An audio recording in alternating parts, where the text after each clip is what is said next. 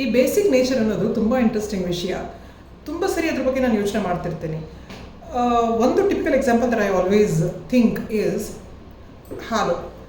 ಈಗ ಹಾಲನ್ನು ನಾವು ಕಾಯಿಸ್ತಾ ಇದ್ವಿ, ಅದು ಚೆನ್ನಾಗಿ ಕಾದು ಕುದ್ದು ಬಿಸಿಯಾಗಿರುತ್ತೆ.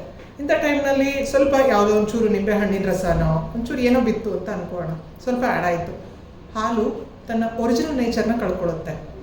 ಅಷ್ಟು ಸ್ಪಷ್ಟವಾಗಿ ಕ್ಲಿಯರ್ ಆಗಿದ್ದ ಆ ಹಾಲು ಒಡೆದೋಗುತ್ತೆ, ಅದರ ಒರಿಜಿನಲ್ ಸೆಲ್ಫನ್ನು ಕಳ್ಕೊಳ್ಳುತ್ತೆ.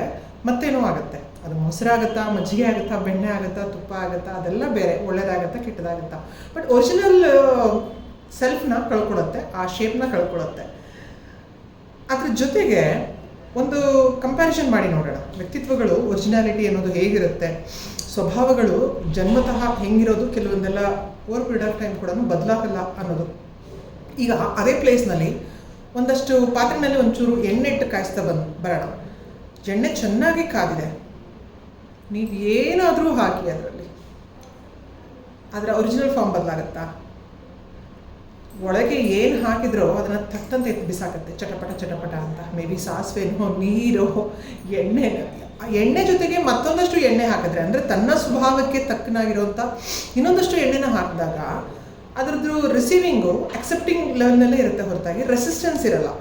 ಆದರೆ ಅದೇ ತನ್ನ ಸ್ವಭಾವಕ್ಕೆ ವಿರುದ್ಧವಾಗಿರುವಂಥ ಯಾವುದನ್ನೇ ಹಾಕಿದ್ರೂ ಪಟ್ಟಂತ ಎತ್ತು ಬಿಸಾಕತ್ತೆ. ಇದು ನನಗೆ ಯಾವಾಗಲೂ ಎರಡು ಸ್ಟ್ರಾಂಗ್ ಲೆಸನ್ಸ್ನ ಕೊಡ್ತಾ ಬಂದಿದೆ.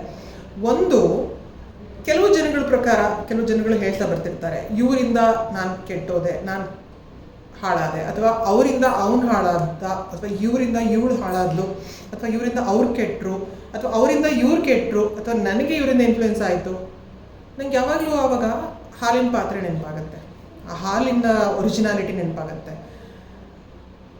ಎಲ್ಲಿ ಆ ಡೆಲಿಕೇಟ್ನೆಸ್ ಇತ್ತು, ಹೇಗೆ ಅದು ಯಾವುದೋ ಒಂದು ಫಾರಿನ್ ಸಬ್ಸ್ಟೆನ್ಸ್ ಬಂದು ಬೆದ್ದಿದ ತಕ್ಷಣ ತನ್ನ ಒರಿಜಿನಲ್ ಶೇಪ್ನ ಕಳ್ಕೊಂಡ್ಬಿಡ್ತು. ಅದೇ ಎಣ್ಣೆಗಿದ್ದ ಕನ್ಸಿಸ್ಟೆನ್ಸಿ ಎಷ್ಟು ಮಟ್ಟಿಗೆ ಅಂತಂದರೆ, ಅದನ್ನು ಎಷ್ಟು ಕಾಯಿಸಿದ್ರೂ ಒಂದು, ಅದು ತನ್ನ ಸ್ವಭಾವಕ್ಕೆ ವಿರುದ್ಧವಾಗಿರೋ ಯಾವುದನ್ನು ಅಕ್ಸೆಪ್ಟ್ ಮಾಡ್ಕೊಳ್ಳಲ್ಲ. ಎರಡನೇದು, ಅಂಥದ್ದು ಏನಾದರೂ ಬಂದ್ರೂ ತಟ್ಟಂತ ಎತ್ತಾಚೆ ಹಾಕತ್ತೆ. ಕೆಲವರು ನಮ್ಮ ಸುತ್ತಮುತ್ತ ಇರೋ ವ್ಯಕ್ತಿ ಸ್ವಭಾವಗಳಲ್ಲೂ ಇಂಥವ್ರು ಇರ್ತಾರೆ. ಅಂದರೆ ತಮ್ಮ ಒರಿಜಿನಲ್ ಕನ್ಸಿಸ್ಟೆನ್ಸಿನ ಎಷ್ಟೋ ವರ್ಷಗಳಾದ್ರೂ ಬಿಟ್ಕೊಟ್ಟಿರಲ್ಲ, ಅಷ್ಟು ಕನ್ಸಿಸ್ಟೆನ್ಸಿನ ಮೇಂಟೈನ್ ಮಾಡಿರ್ತಾರೆ. ನನಗೆ ಇದನ್ನು ನೋಡಿದಾಗ ನಿಜವಾಗ್ಲೂ ಆಶ್ಚರ್ಯ ಆಗುತ್ತೆ. ಯಾರು ಒಂದು ಹಾಲಿನಂಥ ಮನುಷ್ಯರು, ಅಥವಾ ಯಾರು ಒಂದು ಎಣ್ಣೆ ಇರುವಂಥ ಕನ್ಸಿಸ್ಟೆನ್ಸಿ ಇರೋಂಥ ಮನುಷ್ಯರು ಅಂತ. ಸೊ ಇಲ್ಲಿ ಇನ್ನೊಬ್ರು ಇನ್ಫ್ಲೂಯೆನ್ಸ್ ಬೇಕಾಗಲ್ಲ, ಅಥವಾ ಇನ್ನೊಬ್ಬರಿಂದ ಹಿಂಗಾಯಿತು, ಇನ್ನೊಬ್ಬರಿಂದ ಹಾಳಾಯಿತು, ಅಥವಾ ಇನ್ನೊಬ್ಬರಿಂದ ಒಳ್ಳೆಯದಾಯಿತು ಅನ್ನೋಂಥ ಚಾನ್ಸಸ್ಸೇ ಬರಲ್ಲ. This whole concept sounds very interesting to me.